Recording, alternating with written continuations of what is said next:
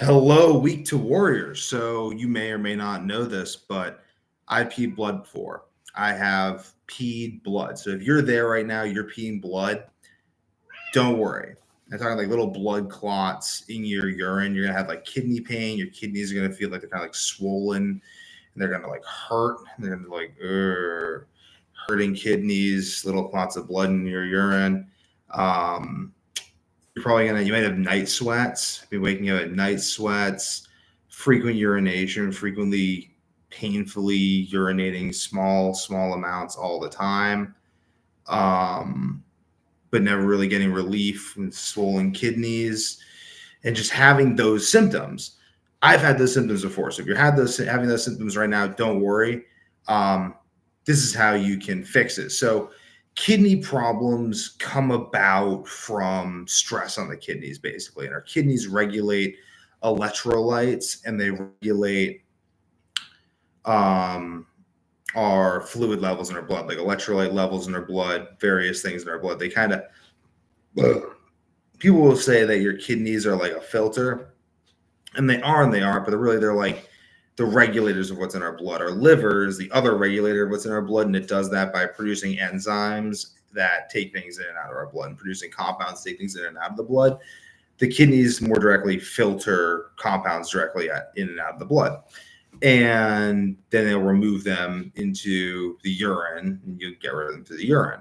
And that's one function of the kidneys. So when I was having my blood in my kidney, the way it was coming about wasn't coming about by dehydration, which is typically how people get kidney problems, blood in their kidney pain, these sorts of associated issues. It wasn't that for me. I was drinking plenty of water at the time. The problem was that I was consuming no salt or not enough salt. I was sweating a lot. I was wrestling. I was consuming lots of potassium, but not enough salt. And our bodies, when we don't have enough salt, we will replace the function of salt with potassium. They're both +1 ions, and we can, to some degree, replace the function.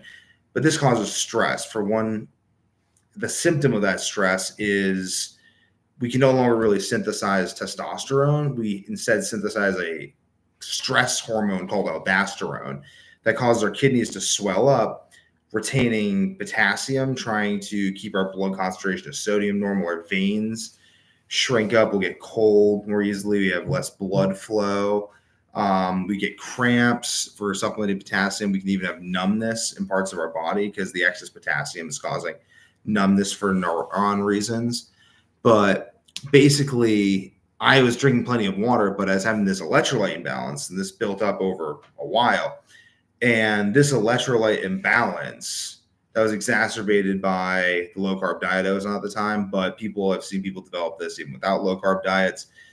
And I probably would have, simply because I was doing large amounts of physical activity. But carbs do help because the presence of blood glucose helps your kidneys retain sodium. Also, often why people will crave sugar, they're salt deficient. So they want sugar to basically force the body to retain sodium. Oftentimes, take some salt if you are craving sugar, they'll solve it. But this actually, salt can also fix your kidney problems. But anyway, though, so I wasn't consuming enough salt. My kidneys were really swollen. I was having blood clots in my urine consistently, like twice a day. My kidneys really hurt. And I just I had diarrhea constantly at the time. I was like pooping out little bits of undigested food. I had little blood clots in my stool too. That happens when you're really salt deficient. You have blood clots in your stool. I've seen it happen to many people too, who are also consuming carbohydrates. Blood clots in the stool with low salt can be common in pregnancy because of the excessive needs of the body of salt. Oh, that's the other thing. So people talk in pregnancy about. Just want to bring this up quickly.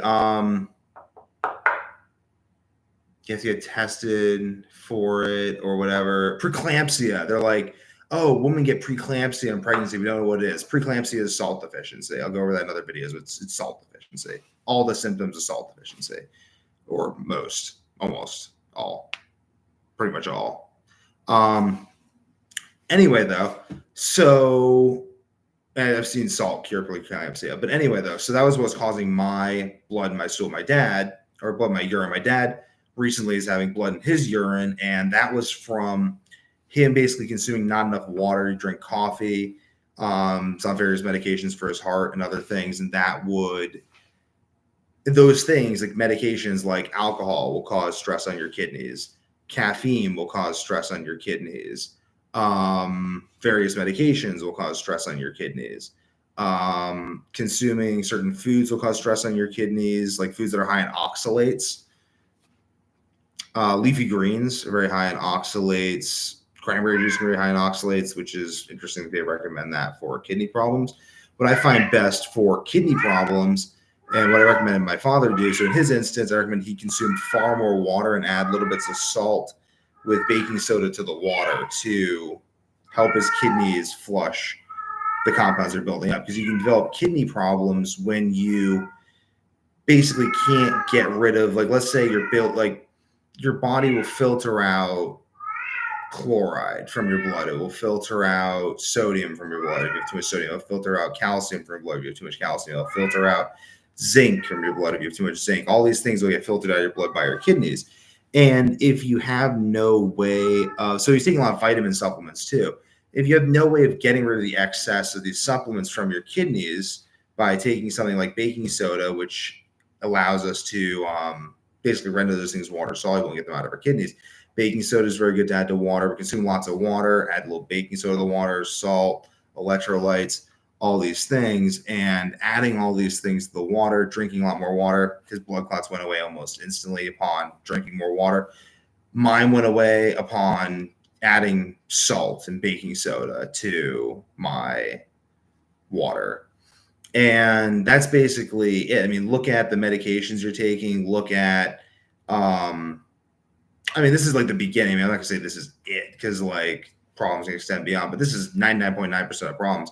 Look at the medications you're taking, the drugs you're taking, alcohol, caffeine, stimulants, electrolytes, supplements, all these things. Look at your water consumption. You're consuming at least a gallon of water a day. And if not, get it up to a gallon. Put baking soda and salt, like Himalayan pink salt, in your water, just a little bit to taste, and see if your kidney problems go away. Maybe reduce supplements, reduce the amounts of minerals in your diet or in your supplementation stack. But this is, in some sense, no big deal. I mean, this happens often because basically our kidneys can't flush things or they don't have proper electrolyte balance. They swell up in the case of low sodium. So check your electrolyte balance, make sure you are consuming enough water so your kidneys can flush, and make sure you put a little baking soda in that water to really help your kidneys flush. Also, lemon juice can really help with that too. The citric acid can really help. There's lots of home remedies, but what I've really found is the basis of lots of water, baking soda, Himalayan pink salt, and maybe reduce the load on your kidneys by reducing the drugs you're taking, supplement load, all that. Done. Subscribe for more if you found this useful.